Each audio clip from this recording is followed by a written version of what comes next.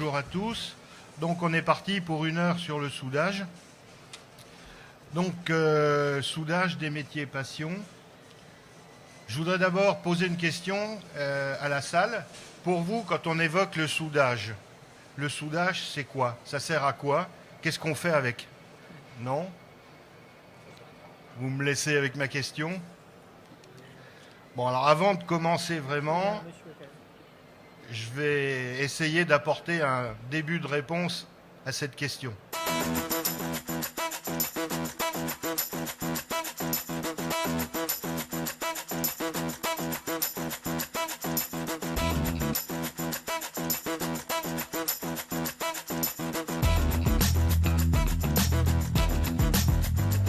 Mobilier métallique, cadre vélo, cadre moto, l'automobile. Pour des produits pharmaceutiques, culinaires, du pipeline. L'aéronautique, le ferroviaire, le spatial, les chantiers navals, mais également les grues, le BTP. Des câbles ou des ponts ou des charpentes métalliques. L'A380, le TGV, le viaduc de Millau, le Stade de France. Le Palais Omnisport Paris-Bercy, les ponts suspendus d'Aquitaine à Bordeaux, le pont de Tancarville, et des tribunes de stade, des zéniths ou des réalisations assez spectaculaires.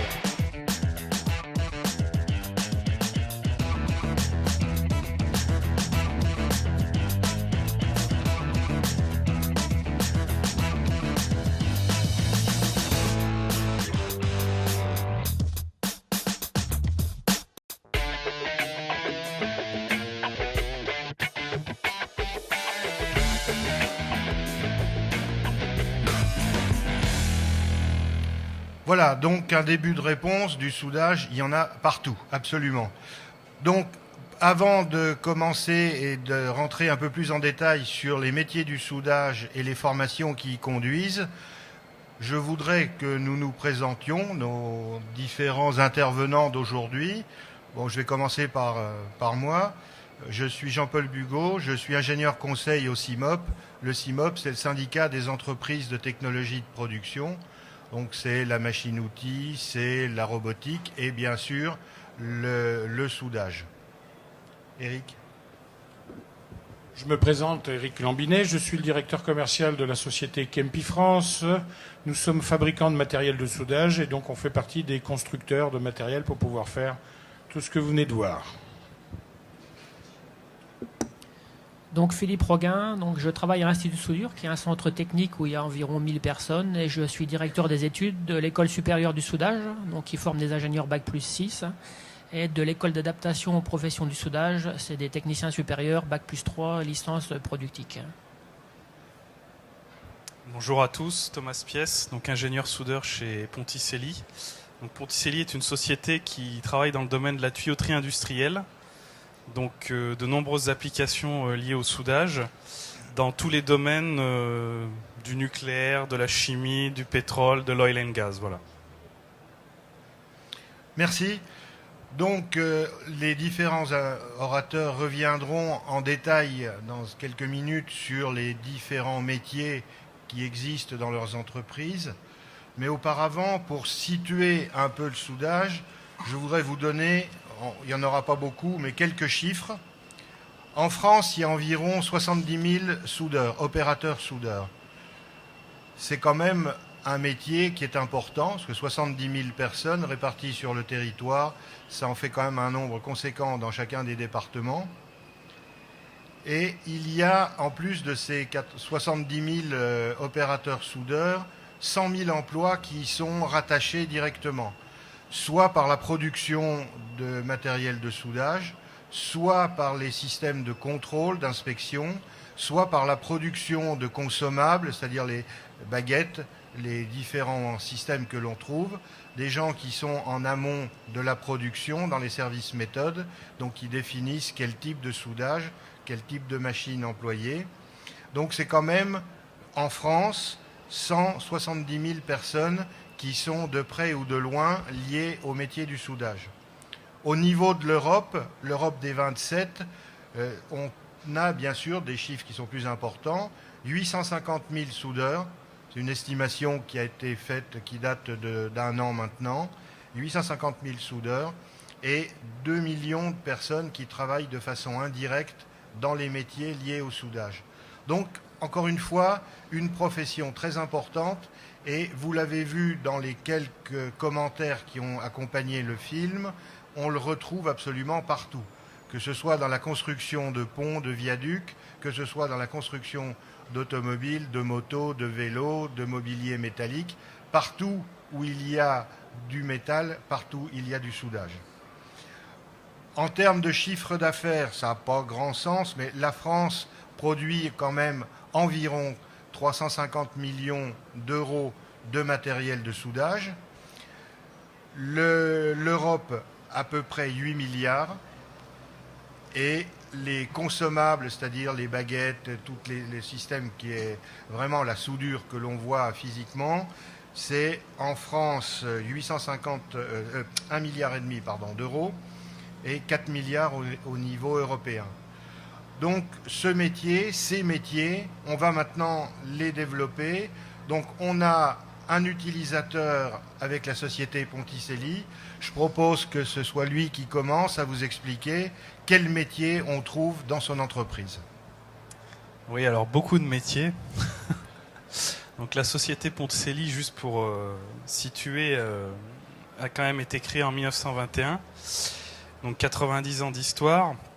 Donc a vu toutes les évolutions dans le domaine de l'énergie, qui est le principal secteur d'activité de notre société. Donc le soudage, oui, c'est un métier clé puisque c'est un de nos 3 domaines d'activité avec la mécanique et le levage. Donc beaucoup de métiers, besoin de compétences. Donc disons que le soudage se situe à 2 niveaux. Premièrement dans la construction neuve et dans la maintenance, à peu près moitié-moitié. Dans ces 2 parties, on retrouve essentiellement du soudage manuel mais également du soudage automatique. Ce qu'il faut savoir, c'est que dans les dernières années, le soudage automatique tend à se développer de plus en plus avec les nouveaux contrats qui émergent, donc notamment dans le domaine de nucléaire, chimie fine et pharmacie. Donc soudage manuel, on recherche des gens, on a besoin de personnel, on a besoin de passionnés surtout, parce que c'est un métier de passionné. De la façon dont je le vois moi, c'est un métier quasiment d'artisan ou d'artiste pour la partie manuelle, donc c'est vraiment un métier particulier, il faut être passionné. Ouais. Après, pour la partie plus soudage automatique, les profils qu'on recherche, c'est essentiellement des personnes plus attirées vers les nouvelles technologies, la manipulation des programmations, etc. Et ces 2 profils se complètent et permettent de traiter toute la gamme de soudage qu'on a chez Ponticelli. Et chez Ponticelli, le soudage, c'est un métier clé. C'est un métier d'assemblage, c'est des zones critiques dans ce qu'on fait, dans notre activité. Donc on a besoin de compétences et de compétences qualifiées. Et aujourd'hui, une des principales difficultés et un des principaux enjeux, c'est de trouver cette compétence aujourd'hui et dans les années à venir. Voilà. Que ce soit en manuel ou en automatique, et plus particulièrement en manuel. Et c'est un métier, comme je le dis, de passionné, où les enjeux sont là et où la compétence est reconnue. Merci. Le prochain orateur, lui, a un rôle un peu particulier. Bon, il a une double casquette aujourd'hui. Il nous parlera des formations après, puisqu'il c'est le directeur des études des 2 écoles qui forment des soudeurs Bac+3 et Bac+5. Mais il est aussi membre de l'Institut de soudure. Et l'Institut de soudure, c'est la référence en France dans le domaine des technologies du soudage. Et c'est là où on trouve les meilleurs experts, à mon avis, pour le contrôle, pour l'inspection. Et donc, Philippe Roguin va maintenant nous développer un peu ces métiers particuliers qu'on trouve à l'Institut de soudure. Philippe ? Oui, donc par rapport à ce que vient de dire Thomas, donc je voudrais compléter, quand on parle soudure, c'est beaucoup d'autres choses que la simple opération de soudage. Hein. Donc j'imagine quand vous entendez parler soudage, vous pensez à la personne qui tient l'électrode enrobée, qui fait fondre de l'acier, qui réalise la soudure. il y a des quantités d'autres applications et d'autres domaines pour les emplois donc dans le domaine du soudage. Donc effectivement, à l'Institut de soudure, on est à peu près 1000 personnes. Et il y a très peu de gens qui soudent à l'Institut de soudure. On a beaucoup de gens qui font, donc l'essentiel de nos activités, c'est l'inspection et le contrôle. Donc l'inspection, c'est des gens qui vont aller surveiller en fait les fabrications, les constructions. Je donnerai quelques exemples. Et puis les contrôles, c'est des gens qui mettent en œuvre tous les contrôles non destructifs ou destructifs, mais essentiellement non destructifs, qu'on va rencontrer dans la plupart des applications du soudage. Il y a une particularité du soudage, c'est que c'est une technique qui présente beaucoup de risques si on ne fait pas les choses comme il faut. En particulier, par exemple, dans les appareils à pression, une explosion peut entraîner la ruine de l'appareil et créer beaucoup d'ennuis autour ou de dégâts. Donc, on est obligé de surveiller tout ce qui se fait. Donc, on a à l'Institut de soudure environ 600 personnes qui sont sur les chantiers, qui surveillent si c'est construit selon les règles de l'art, en fonction des codes, des réglementations, qui partent à l'étranger sur des plateformes, dans des raffineries. Donc ça, c'est le travail d'inspection essentiellement donc, pour le compte de grands donneurs d'ordre. Par exemple, une société comme Total peut avoir besoin de construire une plateforme pétrolière. C'est pas eux qui vont la construire. Ils vont la sous-traiter à un fabricant, éventuellement en passant par des ingénieries. Et ils vont avoir besoin d'inspecteurs, donc par exemple de l'Institut de soudure, pour surveiller ce qui va être fait et vérifier que c'est bien fait dans les bonnes conditions. Et puis derrière, il faut faire donc tous les contrôles. Donc c'est un petit peu comme les contrôles dans le médical. On retrouve les contrôles non destructifs, radiographie, contrôle ultrason, reçuage, magnétoscopie, avec un énorme développement de toutes les technologies numériques des contrôles avec l'informatique. Donc ça, alors il n'y a pas que l'Institut de soudure. On a aussi des entreprises concurrentes qui sont très compétentes aussi dans le marché, peut-être que les gens connaissent, comme les APAV ou le Bureau Veritas par exemple. Donc c'est une grosse activité qui tourne autour du soudage. Quand on parle soudage, j'en parlais tout à l'heure sur les formations, c'est loin d'être la seule opération. On va partir de l'approvisionnement des produits, des matières de base, de la tôle, et puis les gens qui sont responsables du soudage vont aller jusqu'à la réception de l'appareil. Donc approvisionnement, conception, bureau d'études, fabrication, donc comme Thomas un petit peu ce qu'il fait, inspection, contrôle lors des fabrications et puis à la suite derrière réception si nécessaire. Donc tous les métiers du soudage partent du début de la chaîne d'une fabrication jusqu'à la fin. Alors vous imaginez quand c'est un appareil comme un échangeur ou des pièces dans des raffineries, c'est des choses qui durent très longtemps et il faut beaucoup de soins pour éviter les incidents. Donc ça, il y a d'autres domaines d'activité. Donc mon voisin va parler après des domaines du technico-commercial, mais il y a aussi de la recherche, du développement industriel et encore d'autres multiples emplois à tous les niveaux. Et j'en parlais tout à l'heure, nous jusqu'au niveau Bac plus 6, puisqu'on a besoin d'ingénieurs spécialisés pour gérer toutes ces fabrications. Mais des gens avec des BTS aussi, j'en parlais aussi tout à l'heure. Donc il n'y a pas que le soudeur, je voulais insister moi là-dessus, il n'y a pas que le soudeur qui font de l'acier, même si, comme a dit Thomas, il y en a besoin de beaucoup de soudeurs. C'est un métier qui est pas forcément très valorisé, mais qui est pourtant très intéressant et qui est aussi assez bien payé, j'imagine.